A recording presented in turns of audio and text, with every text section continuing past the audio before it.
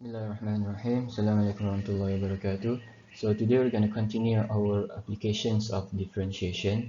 So we're going to do the fourth one, which is connected rate of change. You have done this for your O level, so most of you will have some ideas on how to do these questions. So before we go to connected rate of change, I want to spend time to define what is the meaning of rate of change. If you can understand the idea of rate of change, it will make the maths part a lot easier. So let's consider a circular shape over here with radius r. Okay, I want you to focus the variable r for radius and time, these two variables. Now, as the time goes on, the radius, imagine the radius can grow or decrease. So imagine a water ripple. Alright, so as the time goes, imagine the radius getting bigger, getting longer and longer, or getting shorter and shorter.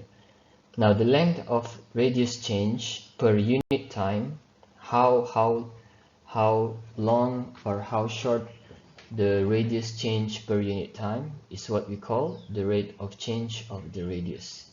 Okay, so if you can see this animation, as the radius grows or decreases as the time moves on is what we call rate of change of the radius. For example, imagine the radius grows 3 centimeter every second.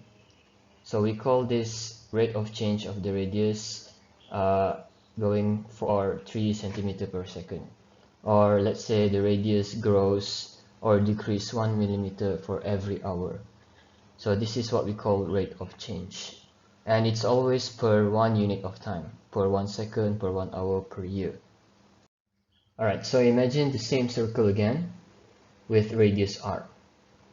Okay, let's say the radius of the circle is connected to the time. We have a relationship with radius with time by the equation r equals to t plus 3. So what this equation means is that if we substitute t equals to 0 at time equals to 0, which is at the start or initially, our radius is equals to 3 centimeter. Right? So it tells us what is the radius at that instant time. So for example, if t equals to 5, so what is the radius when time has gone for 5 seconds? So you substitute 5 here at the equation, and you know that at time equals to 5 seconds, my radius is 8. It's growing. Okay, so you can see the animation over here, right? So if you look at the changes of radius per time, is constant here.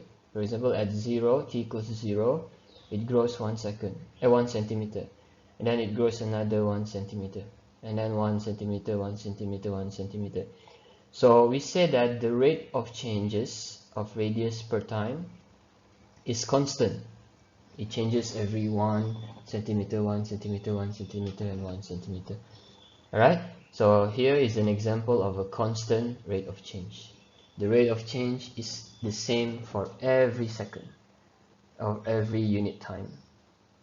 Alright, so now on contrary, we're going to discuss when the rate of change is not constant.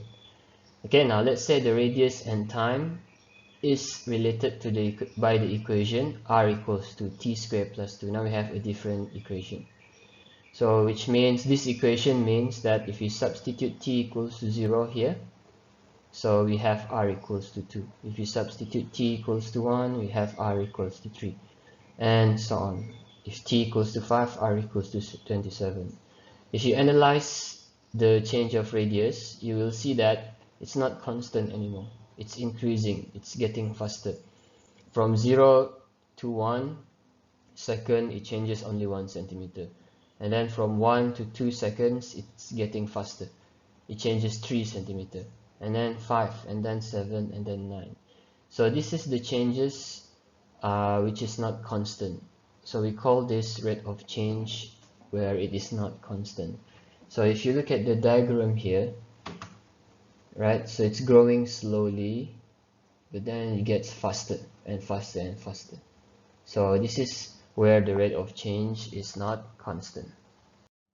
So this is just to show you visually the difference between a constant rate of change and the one that is not constant. So the left side is a constant, 1 centimeter, 1 centimeter, 1 centimeter. On the right side, it's getting faster. Initially slower, then it gets faster, it gets faster, it gets faster. Right? So you have to understand between the constant rate of change and the one that is not constant. So now that you know the definition of rate of change, so how do you find the rate of change? So generally, if a variable x varies with time t, this means that we have a function of x is a function in terms of t. To find the rate of change, you just differentiate x with respect to the terms t. Right? So we have dx over dt. If you differentiate dx over dt, then that is the rate of change. So this is the rate of change at any instant t. Right? So x is a function which can be anything from area, length, volume, surface area, and so on. Right? We can also have a negative rate of change, which means that instead of increasing, it's decreasing. Right? So let us try an example to show what this means. So let's recall this previous example where we have a circle and a radius, and the radius is connected with time with the equation r equals to t squared plus 2. Right? So this is to tell us what is the radius when time equals to 1, 2, 3, 0, 1, 2, 3, and so on. Right? So this is a variable of r, function r, which varies with time t. So which means this is r is a function in terms of t. So how do you find the rate of change? So you have to differentiate r with respect to t, dr over t. If you differentiate this, then differentiate r with respect to t, then we have dr over dt, which is the rate of change. So this is the rate of change at any instant t. Right? So for example, let's differentiate r. So you have dr over t dt, which is 2t centimeter per second. This is the unit. So this is the rate of change of radius with respect to time. At any instant means that when t equals to 0, if you substitute here, so you get 0. So at t equals to 0, the rate of change is 0. If t equals to 3, you substitute 3 into dr over dt, you get 6. So at t over 3, my rate of change is 6. And at t equals to 5.2, if I substitute, I get 10.4. That is the meaning of instant. Right? So if you see the speed, the rate of change, it's not constant. So this is an example of rate of change where it's not constant. Alright, let's try another example. So let's say that we have the radius r of a spherical balloon on the right side here. And the radius is connected with time by the equation r equals to 3 plus 2 over 1 plus 3 plus t. Okay, so if you look at this diagram, this is the spherical balloon. So as time goes on, the radius gets bigger. So the question A, what is the initial radius? Initial means when t equals to 0. So you just simply substitute t equals to 0, you get 5. So when time equals to 0, my radius is 5. Then B, find the rate of change of r when t equals to 3.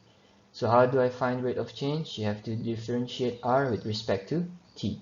So rearranging the equation, I get this, which is, we have composite here. So you have to know how to differentiate composite. So dr over dt equals to this one, then substitute t equals 3, so you get this. Always write your unit. Right? So that is rate of change. So here are a few more examples that can show you visually what rate of change over time means. So for example, the first one here, you have a conical shaped container filled with water. So the amount of volume filling up the container with time is what we call rate of change of volume. So dV over dt. The second one is also volume of water, but instead of filling up, it's leaking out. So dV over dt should be negative, right?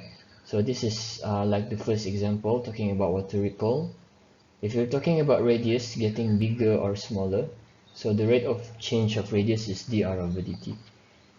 But we can also talk about area, the area of the circle. So if you're talking about area instead of radius, we should write it as dA over dt, the rate of change of area.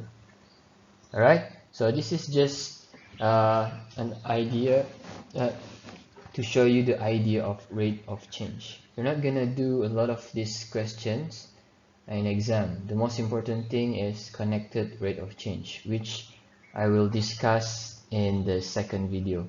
But you have to understand the idea of rate of change before you go to the connected rate of change.